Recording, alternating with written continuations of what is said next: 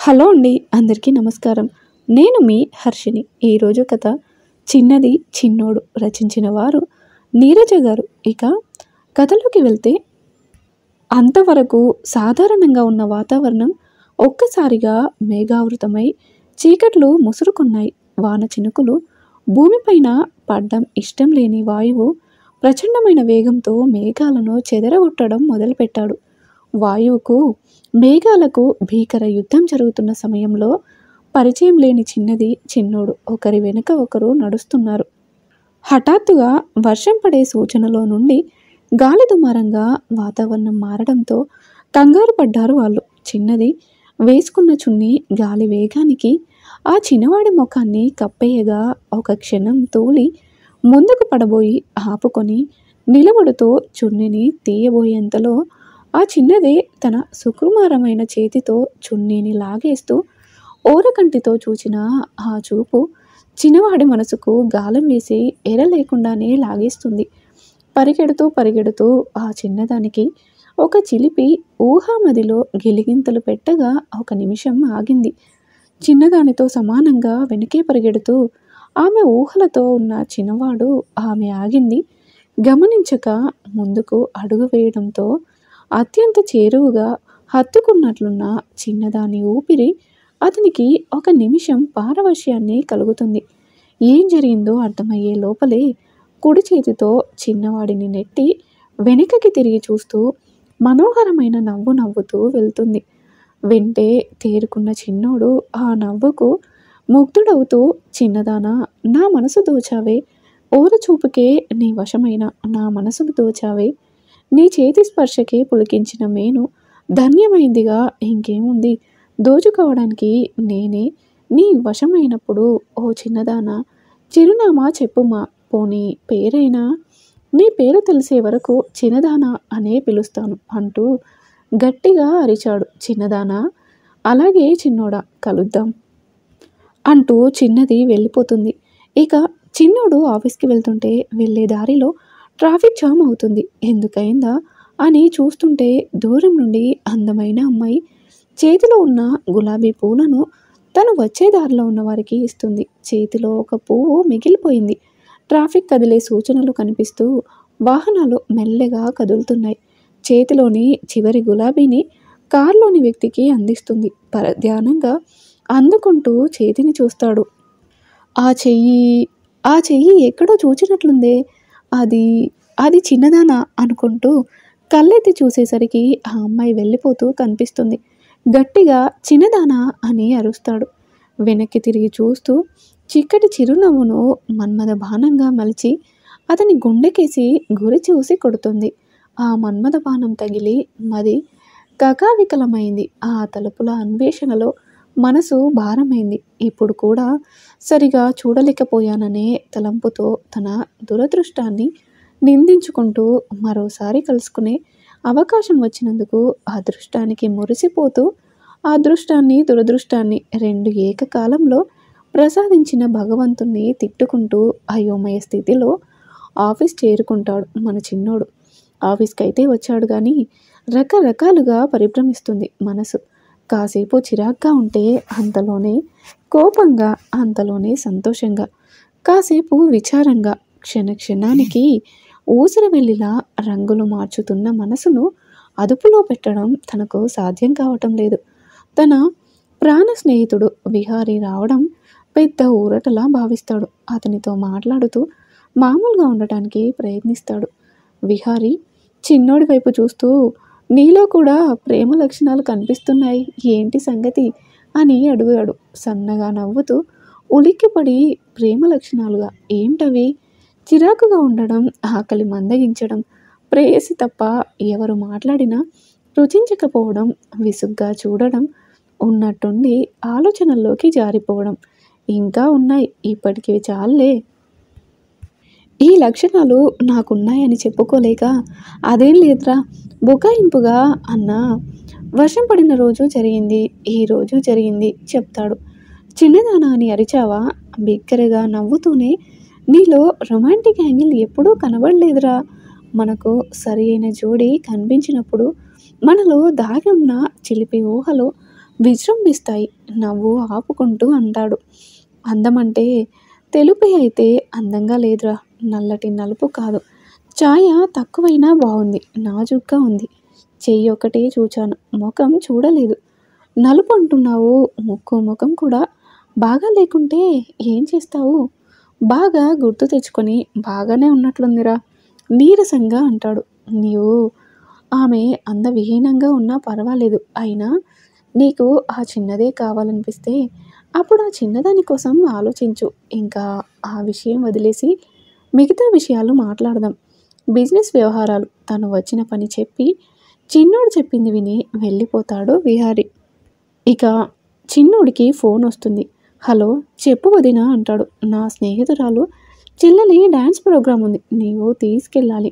నాకు పనుంది వదినా, అన్నయ్యని తీసుకెళ్ళు. అన్నయ్యకు కుదరదంట, నువ్వు రావాలి.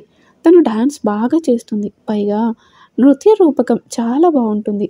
విహారిని పంపినా నాకు డ్యాన్సులు అవి నచ్చవు, ప్లీజ్ వదినా నన్ను వదిలేయవు అని ప్రాధేయపడ్డాడు.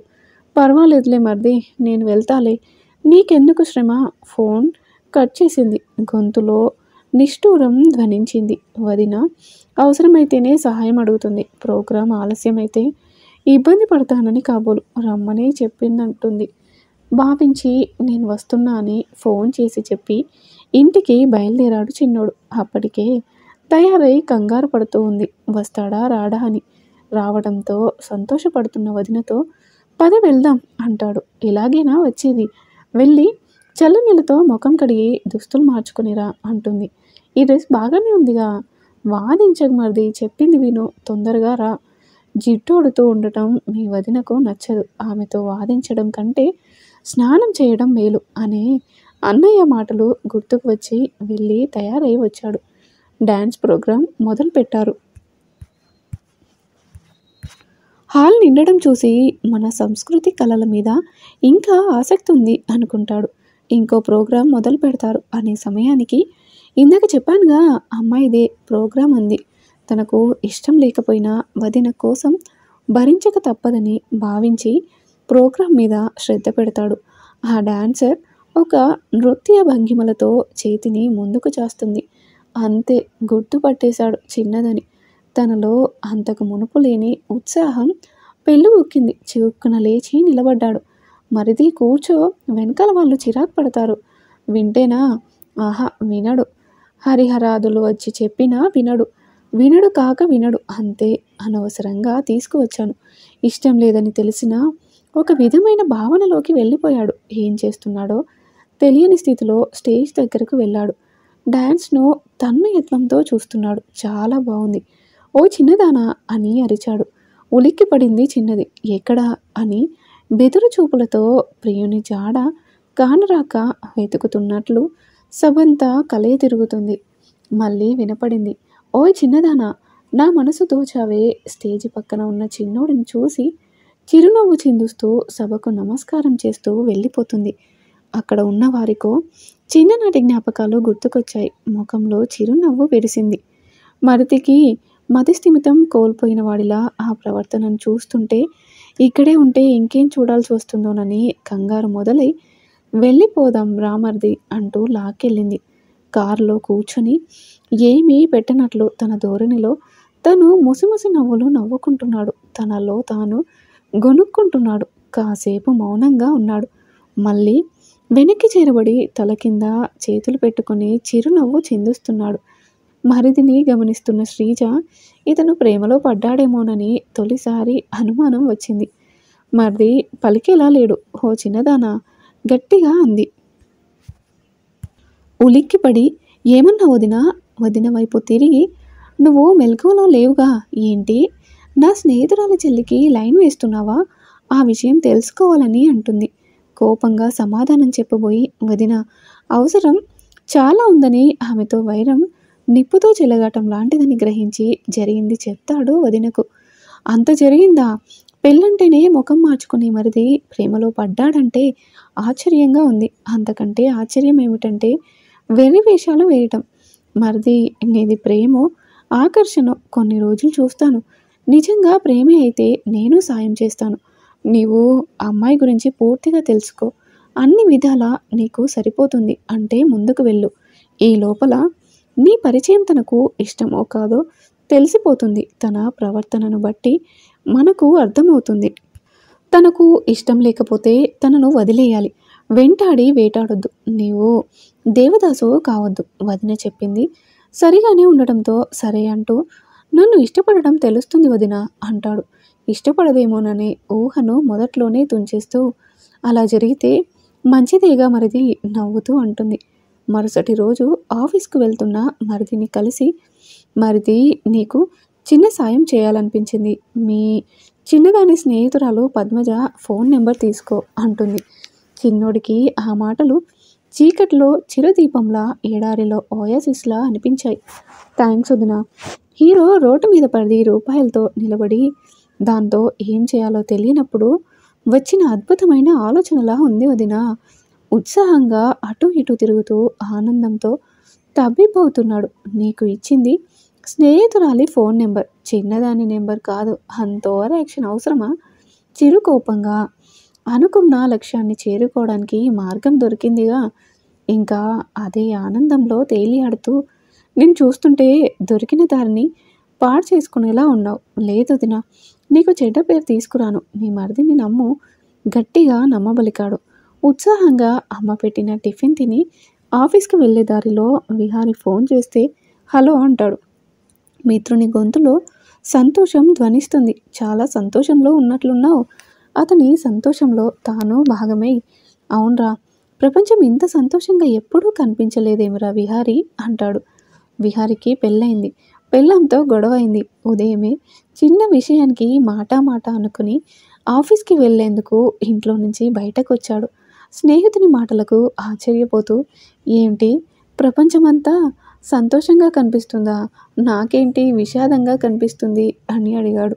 లేదురా, ఎదురుగా ఉన్న బిచ్చగాడిలో కూడా పూర్తి చేయకుండానే విహారి అందుకొని 100 నోట్ ఏమైనా ఇచ్చావురా అంటాడు. బిచ్చగాడి వంక చూస్తే అతని చేతిలో నిజంగానే 100 నోటు ఉంటుంది. అవునరా అంటాడు నిరుత్సాహంగా. నువ్వు నోరు మూసుకొని ఆఫీస్కి పో. ప్రతి సిగ్నల్ దగ్గర ఒక్కొక్కరికి 100 చొప్పున వేయడం మొదలెడితే రేపటి నుండి నీ కారు కనిపించిన వెంటనే దొమ్మి జరుగుతుంది. ఊహాలోకం నుండి తేరుకొని హుందాగా ఆఫీస్లో అడుగెడతాడు చిన్నోడు. ఒక వారం రోజులు తీరిక లేకుండా మీటింగ్స్, కొత్త ప్రాజెక్టుల హడావిడిలో కాలం తెలియదు. అప్పుడప్పుడు చిన్నదాని జ్ఞాపకం పిల్ల తెమ్మరలా హృదయాన్ని స్పృశించి తొలకరి చినుకుల సుతిమెత్తగా పలకరించి వెళితే మనసు పెట్టే గిలిగింతలలో వశం తప్పకుండా నానా అగచాట్లు పడుతున్నాడు. కాస్త విశ్రాంతి దొరికింది.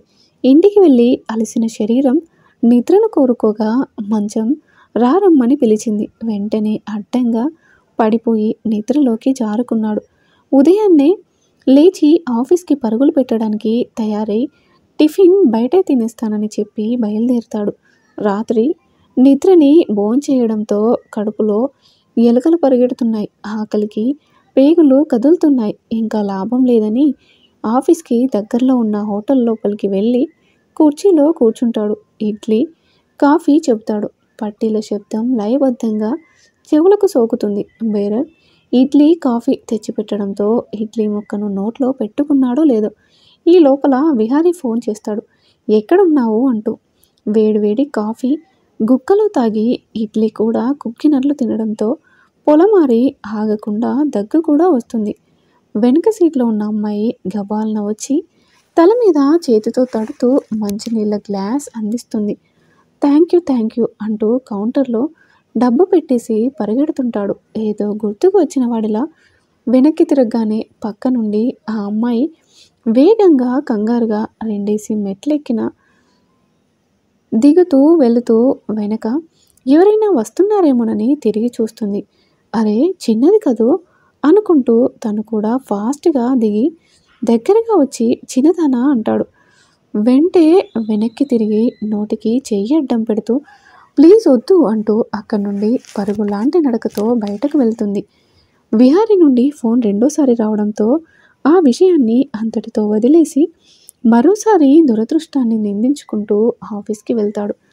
వర్క్ అంతా ఒక కొలిక్కి వచ్చేటప్పటికి హాయిగా హుషారుగా విహారికి పొద్దున్నే చిన్నదాన్ని కలిశానని వివరాలు అడిగేంతలో నువ్వు ఫోన్ చేశావు నిష్ఠూరంగా అంటాడు. ఎక్కడ అంత పొద్దున్నే? ఆశ్చర్యపడుతూ కుతూహలంగా అడిగాడు. ఉజ్వల్లో ఉత్సాహం ఉరకలు వేస్తుంది. చాలా చాలా మాట్లాడాలనిపిస్తుంది. ఎదురు పడితే ఇంత ఆలస్యంగా నా ఎదురు పడేదని పోట్లాడాలనిపిస్తుంది. ఇంతకాలం ఎక్కడ దాక్కున్నావని నిలదీయాలనిపిస్తుంది. ఇన్ని రోజులు వృధాగా పోయాయిగా, ఇక వృధా చేయకు ప్రియా అని మందలించాలనిపిస్తుంది. మనసు పరిపరి విధాలా పోతుంది. నవ్వుతున్నాడు మృదు మధురంగా. విహారీ, ఏం చెప్పను నీకు? అక్షరాలలో పదాలను ఏరుకోవాల్సి వస్తుంది, వాక్యాలకు కూడబడుకోవాల్సి వస్తుంది, ఇంకా మాటలను తడుముకోవాల్సి వస్తుంది. నా భావాలను ఏం చెప్పను విహారీ? పూర్తిగా మరో లోకంలో ఈ లోకంతో సంబంధం లేనట్లు తను తన నెచ్చలి అంతే, మరో ధ్యాసే లేకుండా నిండు చందమామలా ఉంది. ఆ చూపు వెన్నెలను కురిపిస్తుంది. అత్యంత సమీపంలో తన చేతి స్పర్శ నన్ను మరో లోకానికి తీసుకెళ్ళింది. తన్మయత్వంతో చెప్తున్నాడు. పలకరించాలని అనుకున్నాను. డ్యాన్స్ ప్రోగ్రాంకి వెళ్ళే హడావిడిలో ఉందని వదిలేశాను. విహారికి ఉన్న సంశయం పోయింది. ఆ అమ్మాయి గురించి అంతసేపు చెప్తున్నాడంటే ఇష్టపడుతున్నాడన్న మాటే. పోనీ ఇప్పటికైనా అమ్మాయి గురించి ఆలోచన వచ్చింది. రేపు రా. అక్కర్లేదుగా, నేను వెళ్తానురా, బాగా నిద్ర వస్తుంది. నువ్వు రారా, ఎందుకైనా మంచిది. నేను ఇంటి దగ్గర దించి వెళ్తానని బలవంతంగా తీసుకెళ్లాడు. ఎప్పుడొచ్చాడో ఏం తిన్నాడో ఎవ్వరూ చూడలేదు. గాఢ నిద్రలో ఉన్నాడు. నిద్రపోతున్నాడు. రూమ్లో లైట్ కూడా లేదు. గాలికి కిటికీ రెక్క తెరుచుకుంది. కిటికీ నుండి పిల్ల తుమ్మెర చిన్నదాని నుండి ప్రేమ సందేశాన్ని మోసుకొచ్చానంటూ లేవయ్యా మిత్రమా అని తట్టి లేపుతుంది. పిల్ల తుమ్మెర ప్రయత్నం ఫలించి మత్తుగా లేచాడు. ఆ చల్లగాలి ఎంతో హాయిగా ఉంది. ప్రియురాలి స్పర్శల చీకటిగా ఉంది. లైట్ కూడా వేసుకోలేదే. అరే, ఇంతసేపు నిద్రపోయానా అనుకుంటూ కిందికి దిగుతాడు. పైనుండి వస్తున్న కొడుకును చూసి ఇంట్లోనే ఉన్నాడా గమనించలేదు. ఏరా, ఎప్పుడొచ్చావు? 4 గంటలకే నేను విహారీ వచ్చాము. అప్పటి నుండి నిద్రపోతూనే ఉన్నావా? భోజనం పెడుతుంది, తినేసి బయటకు వెళ్తున్నానని చెప్పాడు. చిన్నదాని పేరు శ్రీనిధి. స్నేహితురాలకి ఫోన్ చేసి తన పేరు ఉజ్వల్ అని, రేపు 10 గంటలకు రెస్టారెంట్లో కలవగలరా? నా నెంబర్ నోట్ చేసుకోండి. నా పేరు వీణ. నా ఫోన్ నెంబర్ ఎవరిచ్చారు? ఏం అడుగుతారు? ఏం చెప్పాలి? అన్ని ప్రశ్నల వదిన ఇచ్చింది. పని లేకుండా ఫోన్ చేస్తారా ఎవరైనా? రేపు కలుస్తాంగా, అప్పుడు వివరాలన్నీ చెప్తాను. అబ్బా, ఫోన్ పెట్టేశాడు. రేపటి వరకు ఎదురు చూడాలా? ఎవరు, ఎందుకు అనే సందేహాలతో నిద్రపడుతుందా నాకు అనుకుంది. కానీ పిలిస్తే పలికే నిద్ర కదా అతనిది. హాయిగా నిద్రపోయింది. చిన్న రెస్టారెంట్ ఉంటే అక్కడే కూర్చొని ఉంటాడు. ఇంటికి వెళ్ళడానికి లేస్తాడు. అప్పుడే అక్కడకు కారు వచ్చి ఆగుతుంది. శ్రీనిధి వేగంగా కిందికి దిగి, నన్ను వదిలే, డ్యాన్స్ ప్రాణమే, కానీ నన్ను నేను దిగజార్చుకోలేను. ఆ అగ్రిమెంట్ చించి ఈ టార్చర్ భరించలేను. ఏడుస్తూ వెళ్ళిపోతుంది. అంత తేలికగా వదులుతానా? నువ్వు నా బంగారు పిచ్చుకోవు దూ అంటూ కార్ స్టార్ట్ చేసి రివ్వున వెళ్ళిపోతాడు. చిన్నది కదూ, ఏడుస్తూ వెళ్తుంది. ఇతను బెదిరిస్తాడేంటి? ఏదో ఆపదలో చిక్కుకున్నదేమో. శ్రీనిధి వెళ్ళిన వైపు పరిగెడతాడు. ఇంట్లోకి వెళ్తున్న చిన్నదాన్ని చూస్తాడు. చీకటిగా ఉన్న గదిలో లైట్ వెలుగుతుంది. అదే శ్రీనిధి గది. గుర్తుపెట్టుకుని వాచ్మెన్ని ఏమార్చి పైపు ద్వారా వెళ్దామనుకున్నాడు. కానీ అటు మెట్లు కనిపించడంతో దాని ద్వారా గదిలోకి వెళ్తాడు. దిండుతో తల దూర్చి వెక్కి వెక్కి ఏడుస్తుంటుంది శ్రీనిధి.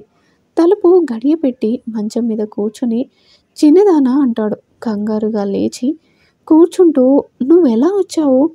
ఎలాగలా వచ్చాను కానీ ఎందుకు ఏడుస్తున్నావు? ఏం జరిగింది? లాలనగా అడుగుతాడు. ఏం జరగలేదు, ఏం లేదు అంటుంది ఏడుపు ఉధృతం చేస్తూ. నేను విన్నాను. ఎవరు వాడు? ఎందుకు బెదిరిస్తున్నాడు? నువ్వు చెప్పలేదనుకో, వాళ్ళ ఇంటికి వెళ్ళి కారణం లేకుండా బడిత పూజ చేస్తాను. జీవితంలో లేచి తిరగలేడు. కోపం, ఆవేశం మిళితం కాగా అంటాడు. అతను అన్నంత పని చేస్తాడేమో భయంతో చెప్తాను కూర్చోమని. డ్యాన్స్ అంటే నాకు ఇష్టం. కొత్తవి నృత్య రూపకాలు తయారు చేసి స్టేజ్ పర్ఫార్మెన్స్ ఇవ్వాలని అనుకున్నాను. అతను సాయం చేస్తానన్నాడు. డ్యాన్స్ ప్రోగ్రాం అరేంజ్ చేస్తుంటాడు. 3 ఏళ్ల కాంట్రాక్ట్ మీద సంతకం చేయించాడు. అది మొదలు సతాయించడం మొదలైంది. ఎంకి పెళ్ళి సుబ్బి సావుకొచ్చినట్లు సంతకం పెట్టినందుకు నా జీవితాన్ని తనకు రాసిచ్చినట్లు భావిస్తున్నాడు. ఎలా వదిలించుకోవాలో తెలియడం లేదు. ఏమీ తినలేదుగా, నువ్వు తినే వరకు ఉండి వెళ్తాను. తలుపు గడియ తీసి మెట్లు దిగుతూ శ్రీనిధి వైపు తిరిగి, అక్కడే నిలబడిపోయావేం, కిందికి రా. ఇద్దరు మామూలుగా డైనింగ్ టేబుల్ వచ్చి కూర్చుంటారు. శ్రీనిధి అమ్మగారు ఉజ్వల్ని చూసి, ఈ అబ్బాయి శ్రీ నీకు ముందే తెలుసా అంటుంది. మొదటి పరిచయం గుర్తు చేసుకుంటూ ఇద్దరు నవ్వుతారు. ఉజ్వల్ను సంభ్రమాశ్చర్యాలతో చూస్తూ బిగ్గరగా శ్రీ అంటూ, ఈ అబ్బాయి ఇంటికి ఎలా వచ్చాడు? నేను హాల్లోనే ఉన్నానే. అది అమ్మా అది అంటూ నీళ్లు నములుతుంది. లేదండి, మీ అమ్మాయి కోసం గోడ దూకి వచ్చేసాను. అలవాట్లో పొరపాట్ల మీ అమ్మాయి అన్నం తినలేదని, తినే వరకు నేను పక్కనే ఉంటానని బతిమిలాడడంలో మునిగిపోయాను. నేను ఎలా వచ్చానో మర్చిపోయి కిందకి వచ్చేసానని నిజాయితీగా చెప్తాడు. మా అమ్మాయి కోసం గోడ దూకావా? ప్రేమ కోసమే. వెళ్ళేటప్పుడు గుమ్మంలో నుంచే వెళ్ళు.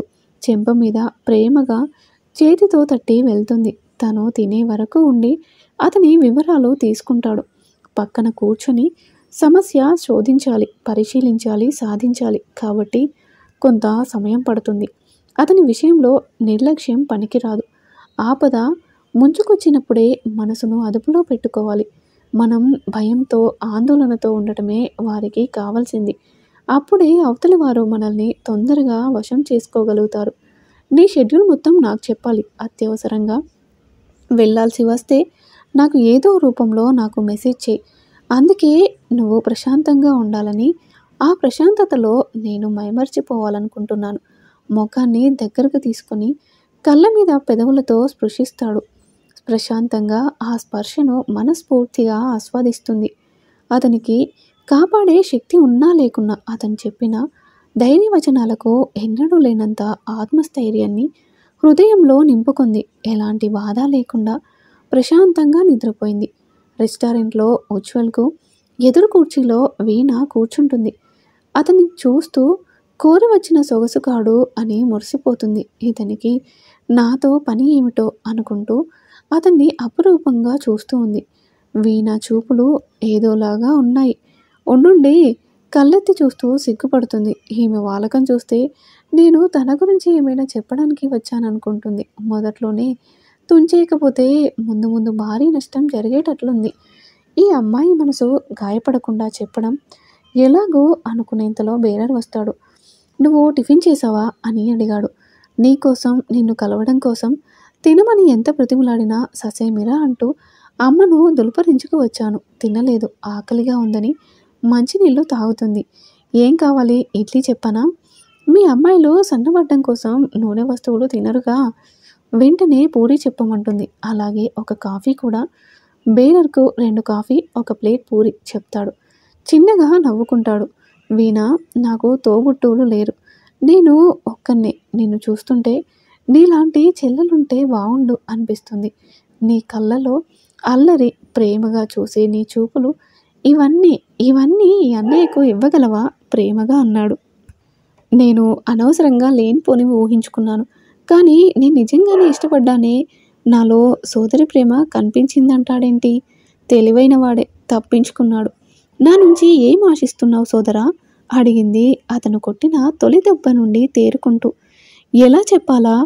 ఇప్పుడు నిధి పేరు చెప్తే జెల్సీగా ఫీల్ అయితే ఏమైతే అదైందని. నేను శ్రీనిధి నీ స్నేహితురాలేగా, ఆమె గురించి తెలుసుకుందామని. అంటే కాసేపు ఆగి ఆమె ఇష్టాలు కష్టాలు తెలుసుకుందామని అన్నాడు. శ్రీనిధి మీద ఏంటి లవ్వా? నేనేమనుకోనులే అంటూ నవ్వుతూనే చెప్తుంది.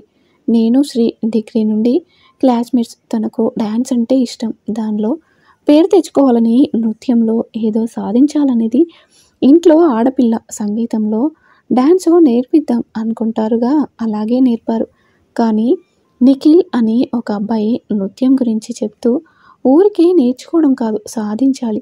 శ్రీనిధి మంచి డాన్సర్వి అని చెప్తూ ఆమె ద్వారా నృత్యానికి పేరు తేవాలి అని ఉందని చెప్తూ ఆమె చేత 3 ఏళ్ళు అగ్రిమెంట్ రాయించుకున్నాడు. అతను అసలు స్వరూపం ఇప్పుడే బయటపడింది. నీకు పేరు రావాలంటే నేను చెప్పిన వాళ్ళ దగ్గరకు వెళ్ళాలని సతాయిస్తున్నాడట కావాలని. వీణ అలా చెప్తుంది. ఇంట్లో వాళ్లకు తెలియదు. వాడి నుంచి ఎలా భయపడాలో తెలియక గిలగిలా తన్నుకుంటుంది. ఇప్పుడు లవ్వును పెళ్లిని ఆహ్వానించే స్థితిలో లేదు. వీణ నిధితో పెళ్లి ప్రపోజల్ ఇంట్లో వాళ్ళు తెచ్చారు. సరే, నువ్వు తన స్నేహితురాలివిగా సహాయం చేస్తావా? పెళ్లి కాకుండానే తన గురించి ఎంత శ్రద్ధ.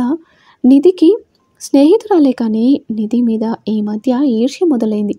పిచ్చిదానిలా నిఖిల్ మాటలు నమ్మి అతని చుట్టూ తిరిగాను. కానీ నిఖిల్ నిధితో పెళ్లి బంధం కోరుకుంటున్నాడు. అది బెడిసి కొట్టినట్లుంది. వేధించడం మొదలెట్టాడు. వీణ ఆలోచనలో పడటం, మాటలు కూడా వంకరగా ఉండటంతో ఈమె నమ్మదగ్గ మనిషిగా అనిపించక నిధి గురించి వివరాలు అడగటం అనవసరమేమో అనుకుంటూ ఉజ్వల్, సరే వీణ, నిధి గురించి నీకు తెలిసిన వివరాలు చెప్పినందుకు కృతజ్ఞతలు. అవసరమైతే ఈ అన్న ఉన్నాడనే గుర్తుపెట్టుకోమని ఇంటి దగ్గర దింపి వెళ్ళిపోతాడు. ఎవడో ఒకడు రావాలి ఇలాంటి వారిని ఎదిరించడానికి. వస్తాడు. నా అంచనా నిజమైతే వచ్చాడు. గమ్యం కష్టమే, ప్రయత్నిస్తే సాధ్యం కానిదేముంది. శ్రీరామునికి హనుమంతుడు సాయం చేసినట్లు మనకు ఎవరో ఒకరు సాయం చేస్తారు. ఆఫీస్కి వెళ్తూ నిధికి ఫోన్ చేసి వీణని కలిసిన విషయం, జరిగిన సంభాషణ చెప్పి వీణతో జాగ్రత్త, వ్యక్తిగత విషయాలేవి రాకుండా జాగ్రత్త పడు. వీణతో నాకు సమస్యనా? సందేహిస్తూనే అడిగింది. ఆమె గురించి ఏమైనా తెలిసాయా? నిఖిల్ని పరిచయం చేసిందెవరు? వీణ. నిఖిల్తో ఆమె ప్రవర్తన అంటే చనువుగానా, పరిచయస్తురాలుగానా? అంటే ఇంత అమాయకంగా ఉంటే ఎందుకు పనికొస్తావు? చనువుగా అంటే మనలాగా పక్కన కూర్చొని కబుర్లు చెప్పడం, చేతులు వేయడం లాంటివి. పరిచయస్తురాలంటే హలో, ఓకే, బాయ్. నిఖిల్తో చనువుగానే ఉండేది. ఇప్పుడు తనలో ఆ ఉత్సాహం కొరవడింది. వాళ్ళిద్దరికీ మనస్పర్ధలు వచ్చినట్లున్నాయి. ఆఫీస్ దగ్గరకు వచ్చేశాను, మళ్ళీ ఫోన్ చేస్తానంటూ కాల్ కట్ చేస్తాడు. అతని గురించి నెట్లో వెతికి కాస్త సమాచారం సేకరిస్తాడు. అతని కంపెనీలు, అతని అవి అన్నీ చదివి బాగా బలిసినవాడు. అన్ని రంగాల్లో అతనికి ప్రవేశం ఉంది. ఆయా రంగాలలో ప్రావీణ్యం ఉన్న వాళ్ళు ప్రోత్సహిస్తూ ఉంటాడు. అలా ఎదిగిన వారిలో చాలామంది పేర్లుంటాయి. పేద విద్యార్థులను చదివిస్తున్నాడు. ఎక్కడ ఆపద ఉంటే అక్కడ ప్రత్యక్షమై తన వంతు సాయం చేస్తుంటాడు. ఇన్ని మంచి పనులు చేస్తుంటే అందరూ మంచివాడే అంటారు. తాత ముత్తాతల నుండి వ్యాపారంలో ఉన్నారు. వ్యాపార వృద్ధి క్రమం చూస్తే సామాన్యంగానే ఉంది. ఈ 5 సంవత్సరాల నుంచే ఆదాయం విపరీతంగా పెరిగింది. దీనిలో ఏదైనా మతలబుందా? సంపాదన న్యాయమైనదేనా అని సందేహపడతాడు ఉజ్వల్. మరుసటి రోజు డ్యాన్స్ ప్రాక్టీస్కి శ్రీనిధిని వాళ్ళ నాన్నగారు తీసుకెళ్ళి దించుతాడు. ఎన్నింటికి ప్రోగ్రాం అయిపోతుందో కనుక్కొని ఉజ్వల్ వచ్చి తీసుకెళ్తాడని అతను ఎవరంటే డ్రైవర్ అని పరిచయం చేయి. తను ఏం అడగబోతుందో అర్థమై చెప్పింది చెయ్యి. ఏమైనా ఉంటే ఇంట్లో మాట్లాడుకుందాం అని వెళ్ళిపోతాడు. తనకు చెప్పింది నాన్నతో మాట్లాడి ఉంటాడా? ఎప్పుడూ రాని నాన్న ఇప్పుడు ఎందుకు వచ్చినట్లు? ఇటువైపు పని ఉంటే వచ్చారేమోలే. ఇంతగా ఆలోచించడం దేనికి? ఇది ఒకందుకు మంచిదేలే. నాన్నతో రావడమే నాకు ధైర్యమేగా. డ్యాన్స్ ప్రోగ్రాం అయిన వెంటనే బయటకు వస్తున్న శ్రీనిధిని చూసి, అరే ఏమిటా తొందర, నేను మీ ఇంటి దగ్గర దింపుతాలే అంటాడు నిఖిల్. నిఖిల్ వైపు చూసి, నాన్న కారు పంపాడు, ఆలస్యమైతే కోపం వస్తుంది, నేను వెళ్ళాలని మృదువుగా చెప్పి కార్ దగ్గరకు వెళ్ళిపోతుంది. అప్పటికే ఉజ్వల్ డ్రైవింగ్ సీట్లో కూర్చొని శ్రీ కోసం ఎదురు చూస్తున్నాడు. అమ్మయ్య, శనిగాడి పీడ వదిలింది ఇవాల్టికి అనుకుంటూ ముందు సీట్లో కూర్చుంది. చిన్నోడా, త్వరగా పోనీ, కాసేపు ఉంటే లిఫ్ట్ ఇవ్వమని అమ్మాయిలు వస్తారు. వస్తే ఏంటి, లిఫ్ట్ ఇద్దాం. దూరం నుండి వస్తున్న వాళ్ళని చూస్తూ, నా స్నేహితులకు లిఫ్ట్ ఇవ్వడానికి నాకేం సమస్య? సమస్య అంతా నీతోనే. అతని వైపు ఓరగా చూస్తూ, నాతోనా? లేకుంటే ఇంకేదైనా కారణం అంటూ స్టార్ట్ చేసి ముందుకు దుమికిస్తాడు. శ్రీ కార్ డ్రైవర్ అందమైన అబ్బాయిని నిఖిల్కి తెలిస్తే ఇంకేమైనా ఉందా? అతని టార్చర్ తట్టుకోవడం కష్టం. భయపడుతూ, చూడు, అగ్రిమెంట్లో 3 ఏళ్ళు అతని ఆధ్వర్యంలో పనిచేయాలని ఉంది, అంతేకాని జీవితాన్ని రాసివ్వలేదు కోపంగా అన్నాడు. కాసేపు మౌనంగా ఉండి, మీ నాన్నతో చెప్పాను, వీలైనప్పుడల్లా శ్రీనిధిని డ్రాప్ చేయడం, తీసుకురావడం చేయాలని. నువ్వు వీలైనంత వరకు ఒంటరిగా కాకుండా ఎవరో ఒకరితో ఉండు. వాళ్ళతో బయటికి రావడానికి ప్రయత్నం చేయి. ఇంటి దగ్గర దించేసి ఆఫీస్కి వెళ్తాడు.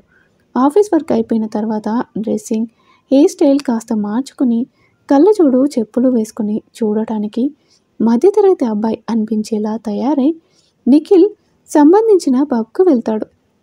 అక్కడ యాక్టివిటీస్ మీద దృష్టి పెడతాడు. అక్కడ బేరర్తో పరిచయం పెంచుకుంటాడు. ఇద్దరు ముగ్గురిని తనకు అనుకూలంగా మలుచుకుంటాడు. అతనికి సంబంధించిన విషయాలను వాళ్ళ ద్వారా తెలుసుకుని సాక్ష్యాలను కూడా సంపాదిస్తాడు. ఊరి చివర ఉన్న పబ్లో ఇరు వర్గాల మధ్య గొడవ తీవ్ర స్థాయిలో జరిగి పబ్ పూర్తిగా ధ్వంసం చేస్తారు. ఎంటర్ అయిన పోలీసులకు అక్కడ జరిగే ఇల్లీగల్ బిజినెస్ అంతిమ తెలుస్తుంది. మీడియా ద్వారా ఆ పబ్ గురించి, అక్కడ జరిగే దందాల గురించి ప్రజలకు తెలిసిపోతుంది. మీడియా యాజమాన్యానికి, పబ్ ఓనర్కి జరిగింది తెలిసే లోపలే అవ్వాల్సిన డ్యామేజ్ జరిగిపోయింది. ఆ పబ్ ఎవరిదో తెలుసుకొని ఆ కథనాలను ఆపివేస్తారు. సోషల్ మీడియాలో కథనాలు వైరల్ అవుతూనే ఉన్నాయి. పబ్లో కొట్లాటలు మామూలే. తాగిన మైకంలో జరిగి ఉంటుంది. ఇది 2 పెద్ద గ్రూపులుగా విడిపోయి కొట్టుకున్నది. అందుకే అంత విధ్వంసం జరిగింది. పోలీసులు కూడా తాగుబోతుల పనే అని తేల్చేశారు. పబ్లో ఏం జరిగిందని తెలుసుకునే విచారణ సమయంలో 2వ కోణం బయటపడి డ్రగ్స్, అమ్మాయిల దందా బయటపడడం జరిగింది. పబ్ లైసెన్స్ రద్దు చేస్తారు.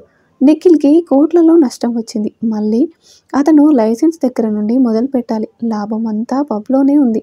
అతను అంత ఆదాయం వదులుకోడు. మళ్ళీ మొదలు పెడతాడు. కాకపోతే మళ్ళీ మొదలు పెడుతూనే ఉంటాడు. ఈ ప్రాసెస్లో 6 నెలలన్నా గడిచిపోతుంది. నిధిని పట్టించుకోడు. నిధినే కాదు, చాలా విషయాల్లో మంచి మనిషి ముసుగు కూడా క్రమంగా తొలగిపోతుంది. తొందరగా పబ్ గురించి మర్చిపోతారని అనుకున్నారు. రాష్ట్రంలో జరిగిన ఒక పెద్ద ప్రమాదాన్ని మరుగుపరచడం కోసం పబ్ విషయం హైలైట్ చేసి విచారణా సంఘాన్ని వేయిస్తారు. మరింత సమస్య జటిలమై తలకు చుట్టుకుంటుంది. దాని నుంచి ఎలా బయటపడాలో అర్థం కాక తలలు పట్టుకుంటున్నారు. శ్రీనిధిని వాళ్ళ నాన్నే తీసుకొస్తున్నారు. శ్రీనిధితో బయట ఎక్కడా కనపడటం లేదు. ఇంటికి వెళ్ళి మాట్లాడి వస్తున్నాడు. వీణకు కూడా అనుమానం రాకుండా జాగ్రత్త పడతాడు. శ్రీని కలవడానికి చెన్నైలో ప్రోగ్రాంకు వస్తాడు. పని నుండి వారం నుంచి చెన్నైలోనే ఉంటాడు. స్నేహితులు డ్యాన్స్ ప్రోగ్రాం ఉంది, వెళ్దామంటే వాళ్ళతో కలిసి వస్తాడు. అది శ్రీ ప్రోగ్రాం. వాళ్ళతో పాటే డ్యాన్స్ని చూసి ఆమెను అభినందించాలని అందరితో పాటు కలిసి డ్రెస్సింగ్ రూమ్కి వెళ్తారు. అభినందించి మీ అభిమానినని లంచ్కు రమ్మనమని అడుగుతాడు. లంచ్లో కలుస్తాడు. లంచ్ చేస్తూ శ్రీ అంటుంది, నిఖిల్ చెప్పాడు పబ్ వలన చాలా నష్టం వచ్చిందని. ఈ సమస్య నుండి బయటపడే వరకు వేరే విషయాలు పట్టించుకునే స్థితిలో లేనని. ప్రోగ్రాం కూడా బాగా తగ్గాయి. మాస్టర్స్ చేయనా చిన్నోడా అంటుంది. నీ ఇష్టమైతే చదువు, అమ్మ వాళ్లకు చెప్పనా, పెళ్లి చేయమని చిలిపిగా అంటాడు. ఈ అగ్రిమెంట్ గోల్ అయ్యాక చేసుకుందాం. ఈ లోపల మాస్టర్స్ అయిపోతాయి.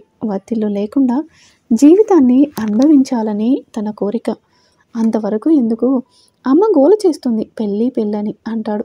చేసేసుకుందామని అతని మనసు ఈల వేసి గోల చేస్తుంది.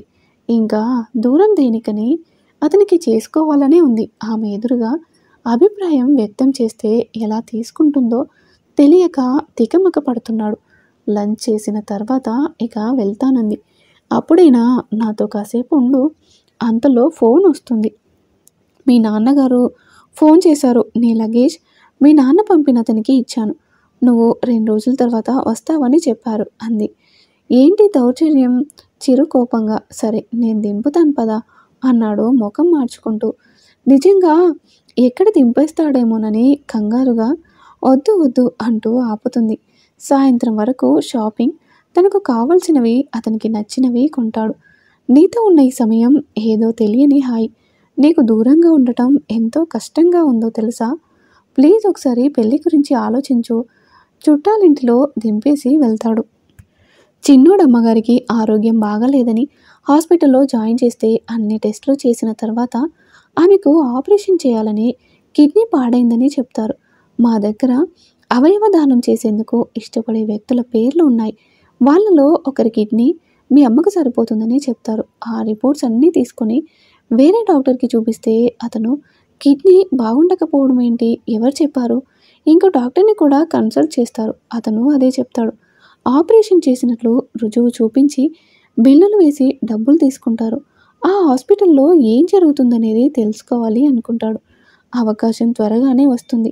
ఉజ్వల్ పరిచయస్తులు హాస్పిటల్లో ఉన్నారంటే చూడడానికి వస్తాడు. తనతో పాటు డాక్టర్ని స్నేహితునిగా వెంట తీసుకొస్తాడు.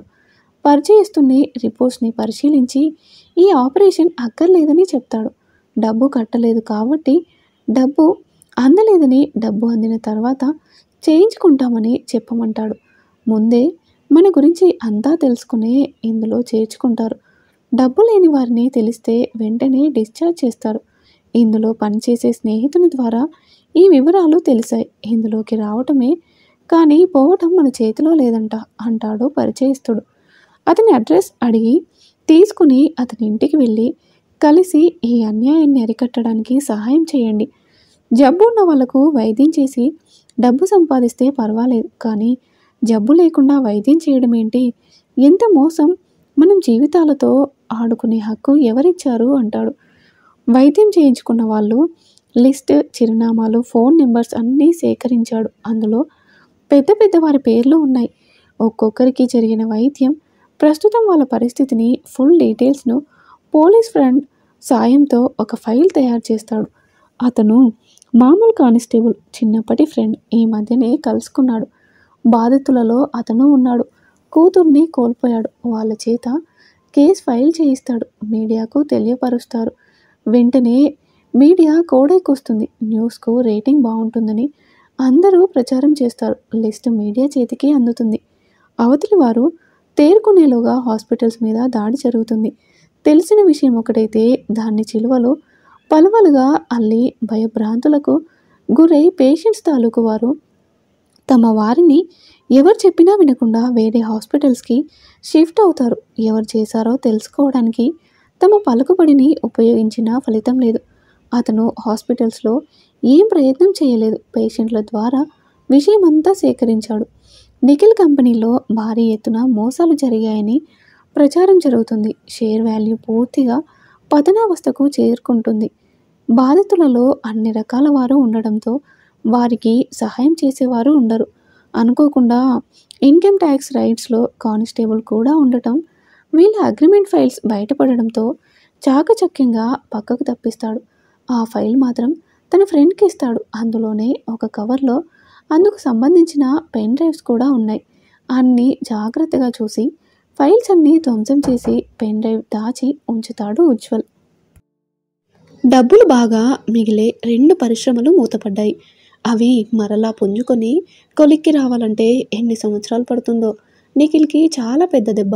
మనశ్శాంతి కరువై డ్యాన్స్ ప్రోగ్రాంకి వస్తాడు. శ్రీనిధితో మాట్లాడుతూ పరపతి, డబ్బు కోల్పోయాను అంటాడు. ఇప్పటికైనా మంచి దారిలో వెళ్ళండి నిఖిల్ సార్. ఇతరులను ఏడ్పించి సంపాదించిన డబ్బు నిలవదు.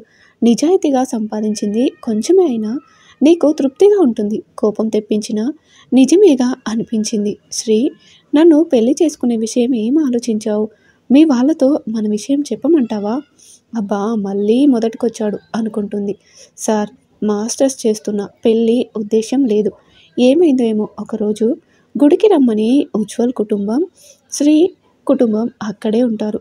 త్వరగా బట్టలు మార్పించి ఉజ్వల్ పక్క కూర్చోబెట్టి పెళ్లి తంతు కానిచ్చేస్తారు. అక్కడి నుండి ఉజ్వల్ ఇంటికి తీసుకెళ్ళి తర్వాత కార్యక్రమాలు చేయిస్తారు. అప్పుడు శ్రీనిధి నాన్నగారు జరిగింది చెప్తారు. నిఖిల్ ఇంటికి వచ్చి శ్రీనిధి పెళ్లి చేయమని బెదిరించి వెళ్తాడు.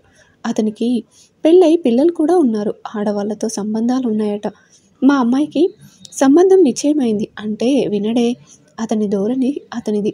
ఎప్పుడో అనుకున్న సంబంధం. పిల్లలు కూడా ఒకరినొకరు ఇష్టపడుతున్నారనే తెలిసింది.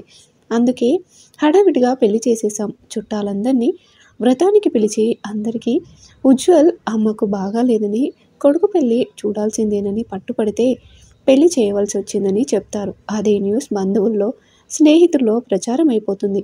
వాళ్లకు మొదటి రాత్రికి ముహూర్తం పెడతారు. హఠాత్తుగా జరిగిన పెళ్లి.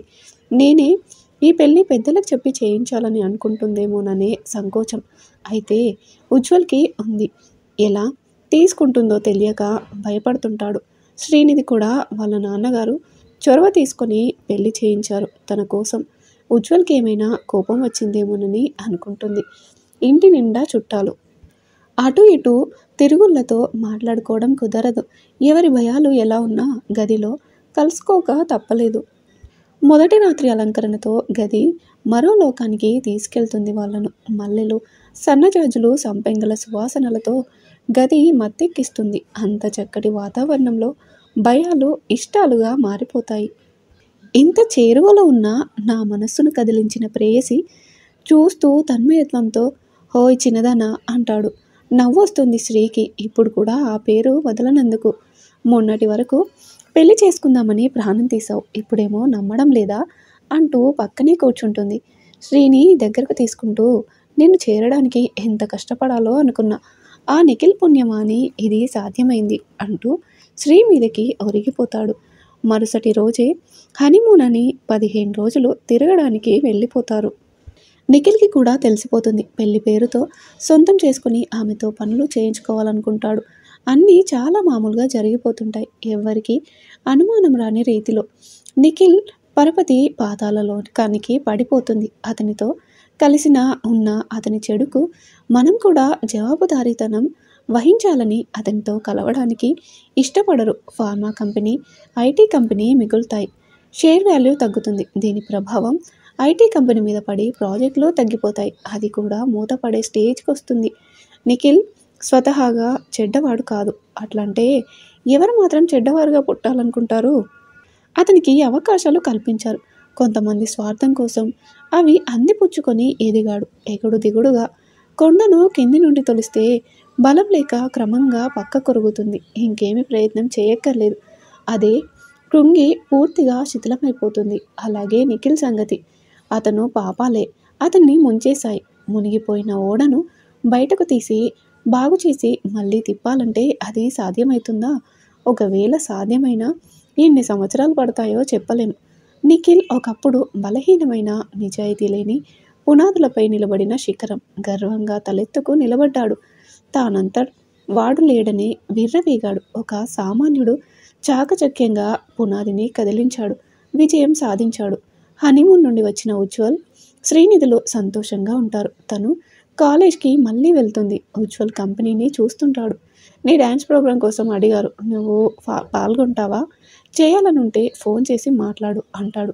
ఒక అవకాశం ఎన్నో అవకాశాలను సృష్టిస్తుంది. అవి అందిపుచ్చుకొని ఎదిగేవాడే విజయం సాధిస్తాడు.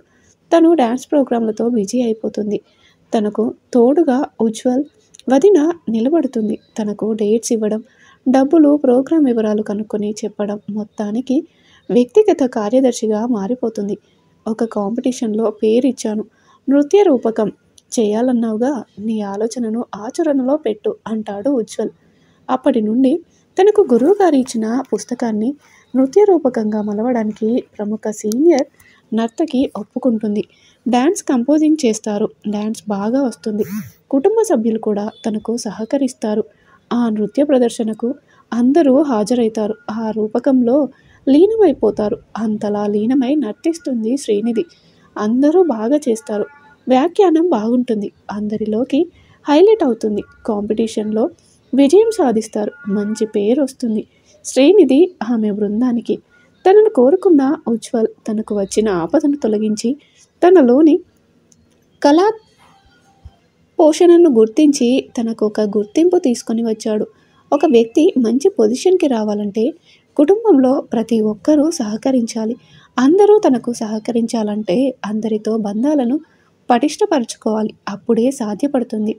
ఈ కథ విన్న తర్వాత మీ అభిప్రాయాన్ని తప్పకుండా కామెంట్ రూపంలో తెలియచేయండి. అలాగే మరిన్ని ఇంట్రెస్టింగ్ స్టోరీస్ కోసం ప్లీజ్ మా ఛానల్ని తప్పకుండా సబ్స్క్రైబ్ చేసుకోండి.